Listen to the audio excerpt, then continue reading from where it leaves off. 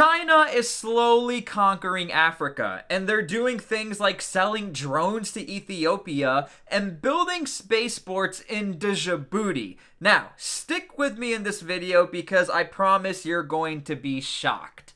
So recently I made a video talking about US operations in Niger, Africa, and a lot of you seem to not realize how involved we are in Africa, but wait until you hear how involved China is. So first off, we've all taken a 3rd grade history lesson talking about Africa, where European nations essentially colonized Africa, they drew these arbitrary lines, took advantage of the Africans, thus we have Africa today. And the countries typically mention Belgium, France, England, but you never hear about China. That's because China sort of came late to the party. And China essentially waited for European nations to essentially crumble within Africa, like Mali and France and so on, and China is managing to turn face of the Africans, meaning that China looks really good to Africa because China is starting to do things for the Africans. China is starting to provide security, they want to help with humanitarian aids, they want to build military bases. In fact, one of China's military bases in Africa happens to be right down the road from the United States. Djibouti, where China has its only overseas military base with an estimated 400 to 500 troops.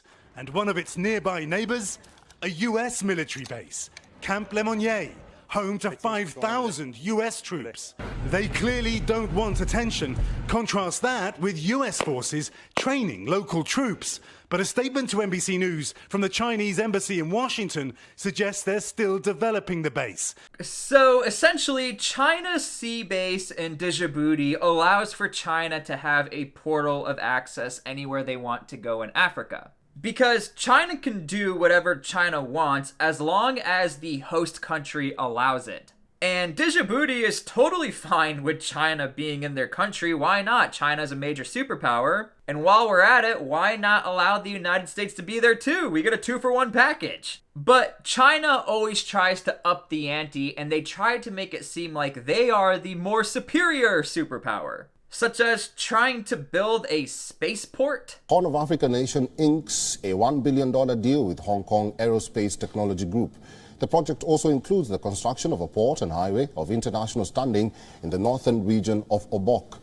In 2021, the African space economy was valued for more than $19 billion, and it is forecasted to grow by some 16% in the next 4 years.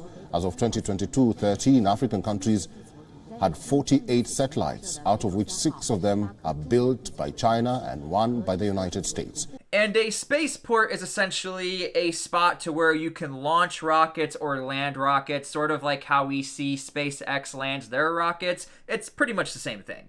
But when you think about it, for a host nation to be able to show that, oh my gosh, look at us, we're launching rockets even though it's China, that's still kind of cool for the host nation, so why not allow it? We're not paying for it, China is.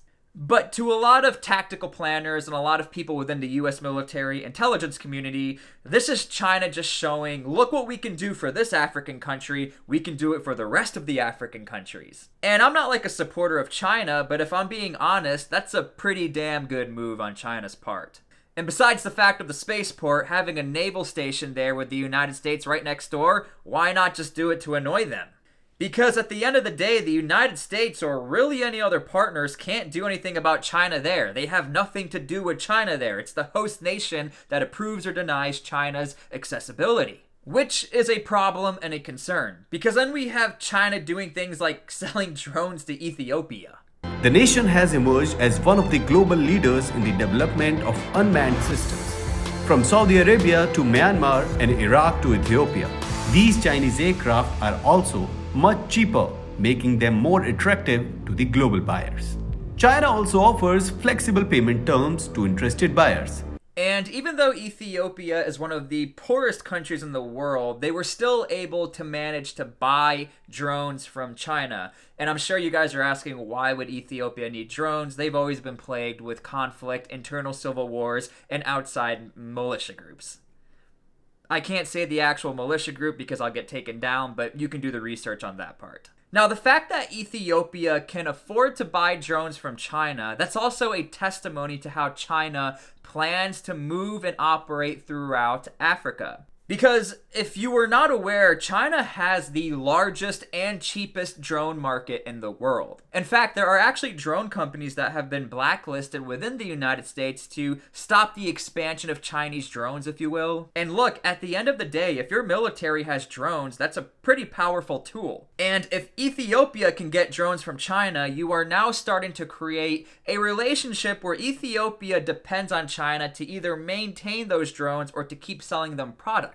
Which is quite the opposite of what the United States or other Western militaries do for African nations. Typically, the United States will say, hey, we'll give you money for humanitarian aids and then we'll provide security, but I think the last thing the United States would ever do is sell you one of our Predator drones. And I couldn't even keep a straight face saying that. So you have to realize China is playing the slow game, and I mean slow game, but things are kind of starting to ramp up. And we need to be very careful because Western media tends to be a little biased towards China, which is fair enough. China can be a little shady, but typically whenever you hear about China, it's always bad, everyone hates China. But there is one country that seems to be receiving and accepting China in a way that might become a literal direct threat to the United States. Because we have a country called Equatorial Guinea. And I'm sure a ton of you have never even heard of that country, that's fine. But you need to realize that China has been sort of sweet-talking them. Chinese President Xi Jinping hailed the friendship between China and Equatorial Guinea, saying it is a fine example of South-South cooperation. Xi said that Equatorial Guinea is a reliable partner and brother to China, and the two sides are working together to inject momentum into the comprehensive partnership. As in, China would love to form and build a proper naval base within their territory. And this is a major issue for the US Navy, because if China manages to build a naval station in that country, again, we have direct access within the Atlantic. And again, you have to realize, yes, the United States, if they wanted to, could take out that whole Chinese fleet within the region, but under what basis? The only game the United States or any other country can play with China in Africa is the game of diplomacy. And the United States plays the card of the US dollar is strong, we are the strongest military in the world, and we will protect you.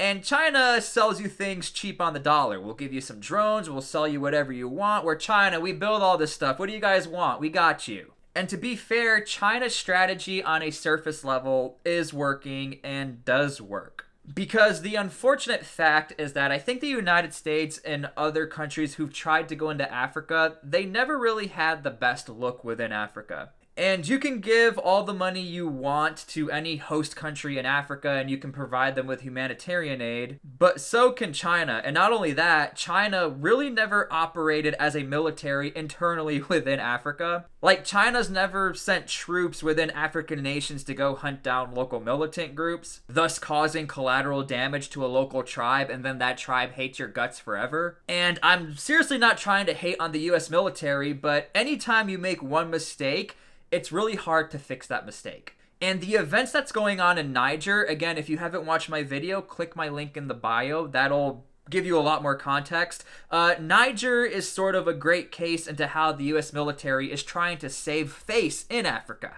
And here's where things are even more complicated for the United States and where the realization is China will probably end up in the Atlantic. China already built the port they want to be in, which is called Bata Port.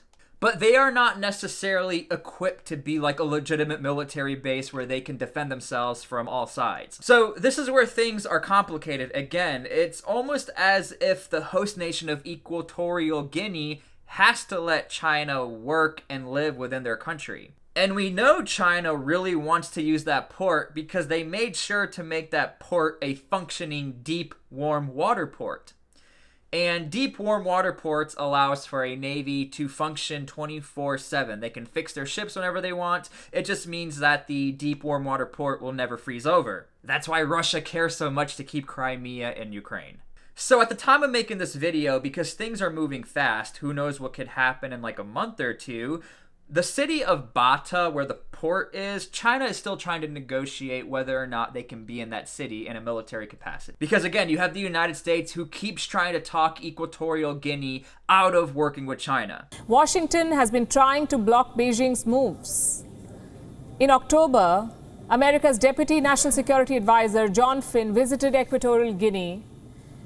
He was there to persuade the country's leadership to reject Chinese overtures. Now, even if the US is able to block China in Equatorial Guinea, and that's a big if, the threat won't be over.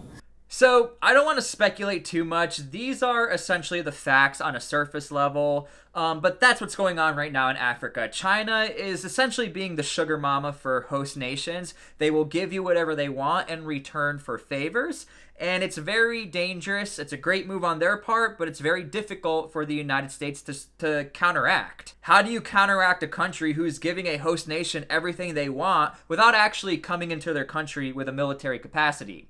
But let me know what you guys think. I sort of wanted to open the door or the portal, sort of how China is into Africa, and lead this into a discussion. Let me know if you guys have ever heard of this or if you knew how involved China was within Africa, and let me know what you think. We'll see you guys later.